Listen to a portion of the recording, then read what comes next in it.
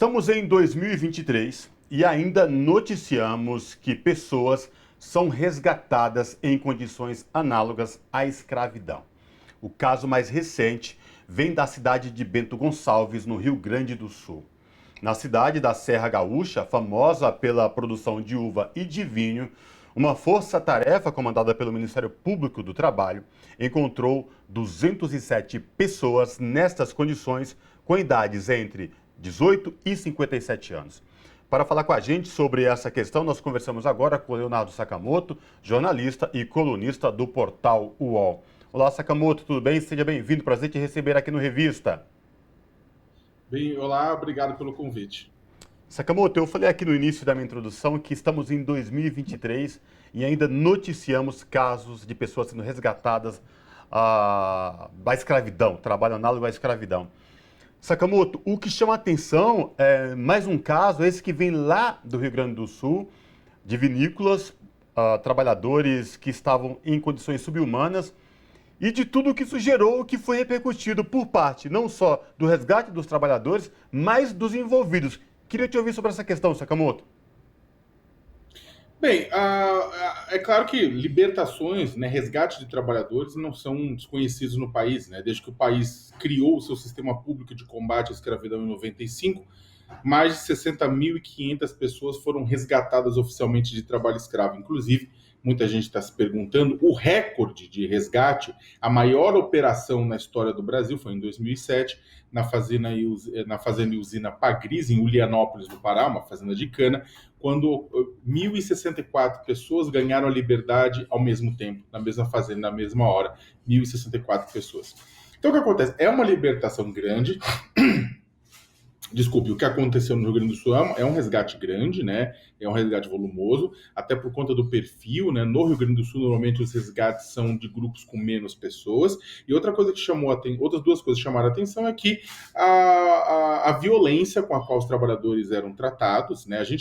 Muita gente ouve, olha, um trabalhador foi chicoteado, foi espancado, foi agredido, foi até morto, né? Principalmente em região de fronteira agrícola amazônica. Agora, no Rio Grande do Sul, nesse caso de Bento Gonçalves, a violência se dava por equipamentos mais modernos. Isso chamou atenção. Não era o chicote, mas era um taser para choque elétrico, né? Não era um pelourinho, literalmente, mas era spray de pimenta, eram cacetetes, né? Então, que eram usados para garantir a ordem, no mesmo padrão que a gente conhece do trabalho escravo normal. Nesse caso, é claro que chamou atenção também a questão de que estamos falando de vinho, que no imaginário popular ainda é um produto de elite, né? Então você tem gente produzindo produto de elite, por mais que as três fábricas em si não eram conhecidas por produzir vinho de elite. Ao mesmo tempo, e acho que a segunda parte da sua pergunta, a gente teve, digamos que, uma explosão de comentários infames, né, por parte de políticos e de empresários. E isso não é um lapso. Isso, na verdade, mostra o pensamento de uma parte do poder político e econômico da região. Né? Dizer que só, por exemplo, o Centro de Indústrias, né, de Bento Gonçalves soltou uma nota criticando os benefícios sociais, né, ou seja, Bolsa Família, pela falta de mão de obra, né, para poder trabalhar. Olha, é uma tremenda, era uma bobagem, né? Eles falam, não, se não tivesse o benefício social, as pessoas trabalhariam, ou seja, as pessoas do lugar, lá do sul do Brasil, trabalhariam por menos, né, se não tivesse os benefícios sociais, ou eles, porque o benefício social faz com que a pessoa não necessariamente precise se atirar para qualquer trabalho, dá uma certa segurança para ela. Então, o que eles estão falando, olha, se não tivesse o benefício, o pessoal aqui do Sul estaria trabalhando para a gente não precisaria buscar gente no Nordeste. Foi exatamente isso que eles fizeram. Aí você fala com isso, que você está tentando explorar o sul do Brasil, e ao mesmo tempo falando que o Nordeste é um estoque de mão de obra a ser explorada, né, por conta da questão nordestina, da regional, por conta de questão racial, que a maioria é negra. E, por fim, tivemos o vereador de Caxias do Sul, o vereador que basicamente também deu falas racistas, xenófobas, preconceituosas, criticando os trabalhadores baianos, que eram em sua maioria as vítimas, dizendo que eles são vagabundos. Ó o nível de racismo, né? E aí vamos lembrar que ele está basicamente falando do quê? De um Estado que é negro. Estamos falando de trabalhadores negros sendo criticados, chamados de preguiçosos, de reclamões, porque estavam sendo escravizados, né? O que mostra que desde 1888 a gente evoluiu muito pouco na cabeça de alguns poderosos políticos e econômicos. Inclusive, Sakamoto, esse problema não é um caso isolado, a gente tem um histórico, como você bem colocou aí, a gente teve uma escravidão colonial de 200 anos aqui no nosso país. Você, inclusive, tem um trabalho publicado, né, que é o Escravidão Contemporânea, um livro sobre o tema. Então, um trabalho árduo de anos nesse campo de trabalhar a relação das pessoas escravizadas. E eu queria que você pudesse comentar exatamente essa relação da escravidão colonialista que você mencionou, lá de 1800, com o que a gente vive agora, porque você bem colocou, são, na sua grande maioria, pessoas negras, empobrecidas, que são escravizadas, né? É interessante a gente até comentar, porque muita gente fala, pô, mas trabalho escravo, escravidão contemporânea, trabalho análogo ao escravo, escravidão moderna, é tudo a mesma coisa. É tudo absolutamente a mesma coisa. A gente usa o termo trabalho análogo ao escravo por uma questão jurídica, ou seja, tipo, na verdade, do ponto de vista legal, é o nome do crime, porque como oficialmente o governo brasileiro, o Estado brasileiro não mais reconhece a propriedade de uma pessoa por outra, você não pode ser dono de outra pessoa, o que acontecia até 1888, então o que persistiu no país é a escravidão, porém ilegal, a escravidão que emula, que simula, que copia aquela escravidão legalizada em que o Estado garantia que você podia ser dono de outra pessoa. Então, um trabalho análogo ao de escravo, né, em que você não tem a propriedade, mas emula-se isso através de outras formas de garantir que essa pessoa fique sobre o seu jugo, né? E aí, escravidão contemporânea, trabalho escravo, né? Todo mundo fala assim, o presidente da República, o ex-presidente da República, o Bolsonaro, vivia falando, não, no Brasil não tem trabalho escravo, tem trabalho análogo de escravo. Bobagem, é tudo o mesmo crime. Dito isso, né, é claro que vamos dizer que é o seguinte, ao longo da história da humanidade, desde os tempos mais antigos, né, escravizou-se. Em determinado momento, a humanidade decidiu que isso não era mais aceitável, porque na verdade nunca foi, era aceitável para um pequeno grupo que escravizava, não para o grande grupo que era escravizado. E aí o que acontece, começou a surgir leis ao redor do mundo para poder combater isso, né?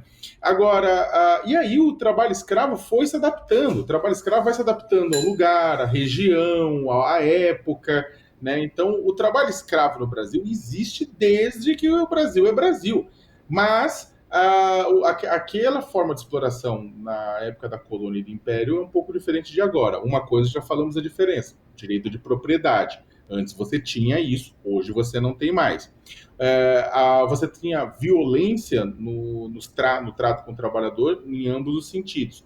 Só que, no caso antigo, né, no caso da colônia e do império, a relação do escravagista com o escravizado era de longo prazo. Você comprava aquela mão de obra e ela ficava com você provavelmente até morrer, ou até ficar doente e você largar ela a qualquer sorte. Hoje, a relação empregatícia dura uma safra, dura um serviço, dura alguns meses, no caso, na maior parte dos casos, que é no caso principalmente rural, e no caso do trabalho escravo doméstico, claro, dura décadas, né? Como a gente tem visto pelos resgates que duram 10, 20, 30, até 72 anos é o recorde no Brasil de uma senhora resgatada no Rio de Janeiro. Outra coisa também que na comparação entre os dois lados, é que é o seguinte, hoje é muito mais barato você conseguir escravizar alguém, porque você não está comprando aquela mão de obra, você está se aproveitando do desemprego, da fome, da miséria, de tudo isso. Antigamente você tinha que trazer aquela mão de obra, né, que ela ficava com você durante um bom tempo, né? Então o que acontece? Você tem diferença, só que a coisificação, a transformação da pessoa em objeto descartável de trabalho está presente e a cor de pele está presente, exatamente porque em 13 de maio de 1888, a abolição ela não representou a garantia dos direitos dessa população africana escravizada. Eles não tiveram seus direitos garantidos, não tiveram autonomia econômica garantida. Então, o que aconteceu? Aquele grupo fez parte e criou a massa de trabalhadores pobres do Brasil inteiro. Então, ou seja, por conta de uma herança mal resolvida lá atrás, Hoje, a maior parte dos trabalhadores resgatados da escravidão no Brasil são negros, exatamente porque são pobres. O trabalhador hoje é escravizado porque é pobre, só que a pobreza tem cor. Sakamoto, estamos falando, eu falei em 2023, ainda falando dessas questões, ainda sobre. Tem um artigo, um projeto de lei falando sobre exatamente isso, de pessoas que são resgatadas em situação análoga à escravidão ou que produzam drogas, enfim, as terras seriam desapropriadas e aí sem nenhum ônus aí para os proprietários. Como é que está essa questão? Você tem estudado sobre isso? Você tem alguma informação? Porque agora ficou muito evidente e vem a cada meses aí a gente vem noticiando esses resgates. Inclusive, na quinta-feira, a presidenta do Sindicato dos Servidores lá de Joinville foi ameaçada por denunciar mão de obra degradada de trabalhadores no setor público. Como é que pode? A pessoa denuncia trabalho escravo, situação degradante, e ela passa a sofrer ameaças de morte, violências físicas, morais, enfim. Eu queria te ouvir também sobre essa questão do ponto de vista deste projeto de lei aí, do que diz respeito a desapropriar essas terras quando envolvidos nessas situações.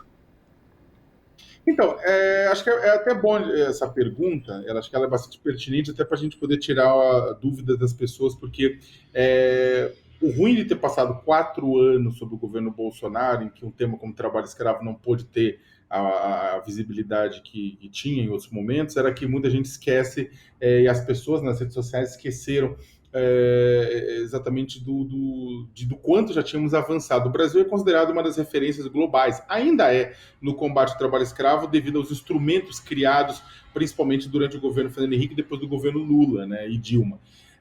Um desses instrumentos aprovados foi exatamente a lei. Já temos uma lei, não precisa aprovar. Temos uma lei, uma emenda constitucional, a emenda 81, que prevê o confisco de propriedades urbanas e rurais em que trabalho escravo for encontrado e sua destinação à reforma agrária. Da mesma forma, todas as benfeitorias que estejam nessas casas ou nas fazendas também seriam confiscadas sem indenização e entregues para a reforma agrária ou para o uso habitacional urbano. Né? O que acontece é que isso foi aprovado em 2014, depois de 19 anos de trâmite e de muita pressão do movimento social. Né? Agora, o que acontece é que em 2014 nós não conseguimos regulamentar a lei, fazer uma lei, uma nova lei, essa emenda, e regulamentá-la, ou seja, mostrando como é que se daria o perdimento dessas terras e propriedades. Por quê? Por conta da bancada ruralista. E aí o que acontece? Muita pressão da bancada ruralista, que não queria, a bancada ruralista falou, não, a gente topa desde que a gente rediscuta o conceito de trabalho escravo. Ou seja, a gente topa punir homicídio, desde que o homicídio seja cometido apenas por facas de madeira com uma pessoa vendada e de costas no escuro. Aí é homicídio, caso contrário, não, ninguém é punido. Então isso não era inadmissível, foi se deixado de lado. Só que não significa que não tem projetos. Recentemente teve um projeto de um deputado do União Brasil em São Paulo, mas temos um projeto, por exemplo, do senador Randolfo Rodrigues, de 2019, tramitando no Senado Federal para regulamentar a PEC do trabalho escravo, cujo relator é o senador Fabiano Contarato.